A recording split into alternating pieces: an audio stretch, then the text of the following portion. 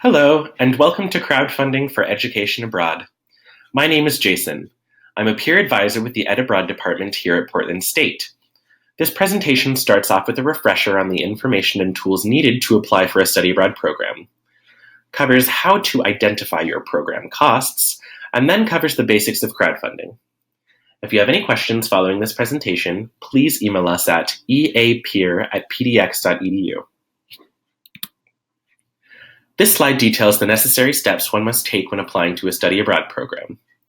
After watching this presentation, if you haven't already, we recommend that you start an advising profile in our Vikings Abroad portal, which can be found at vikingsabroad.pdx.edu. Initially, your advising profile will contain 1 or 2 questionnaires. Please fill these out before scheduling an advising appointment. It gives us the chance to get to know more about you, your educational background, and your goals so that we can advise you to the best of our ability. Additionally, we would prefer that you utilize our website to research your options as much as possible before scheduling an advising appointment. If you already know which program you'd like to apply for, schedule an appointment with one of our Education Abroad advisors. These are our career advisors that have the in-depth information and expertise you'll need when completing your application. If you're not quite sure where you'd like to go or are considering multiple options, schedule an appointment with a peer advisor. All of us are PSU students that recently returned from studying abroad ourselves. We're here to help you narrow down your options and are also a great resource for chatting about what it's like to live abroad. Please keep in mind, to begin your application, you must meet with an Education Abroad advisor to unlock your application. After searching for a program, you'll find the page to your left. This program information, provided by Education Abroad, details everything from program duration to accommodation options. This also includes the Education Abroad advisor that you should meet with when you're ready to apply. If the program is offered through an organization outside of PSU, you'll notice a link that will take you to a page like the one on your right. This page will have even more in-depth information, which usually includes course listings and also tuition fees. Your study abroad expenses aren't limited to the cost of tuition and room and board. You'll also be purchasing international airfare, a visa or a passport, and other potential expenses listed on this slide.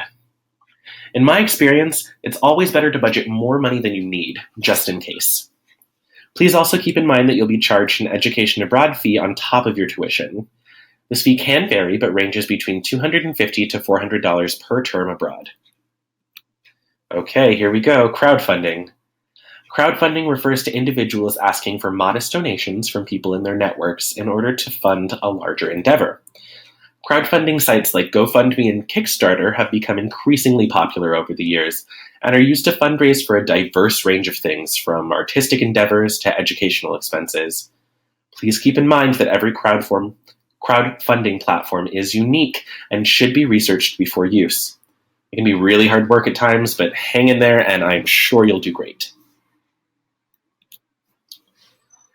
The information in the following slides stems from research by a former Portland State student for her master's thesis.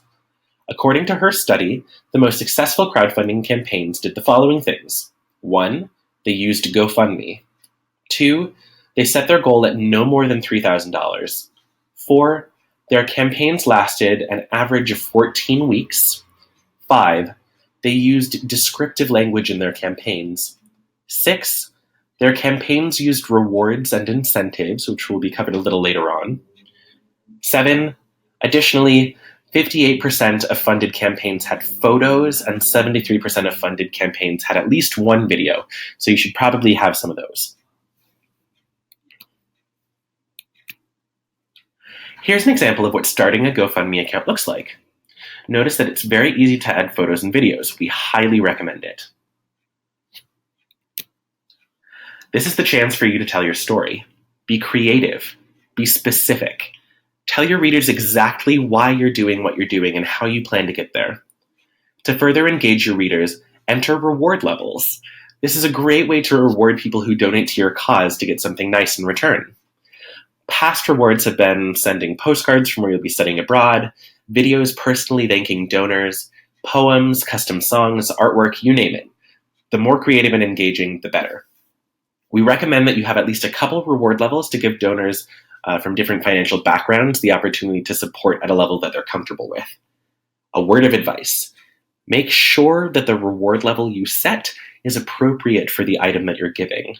You don't want to spend all of the money you've raised on postage to send postcards to or other items you promised to your donors. GoFundMe is convenient because it directly connects you with your bank account, but you will have to pay for this convenience.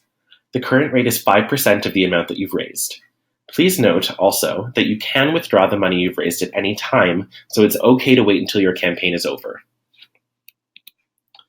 If you have any questions, please don't hesitate to email the peer advisors at eapeer at pdx.edu. You can find us online at pdx.edu/ed-abroad and also in person at East Hall. Feel free to also check us out on social media. Thank you so much for joining me for today's crowdfunding presentation. Best of luck and bon voyage! To see an example of my own crowdfunding project, check out the link in the description below. Thank you.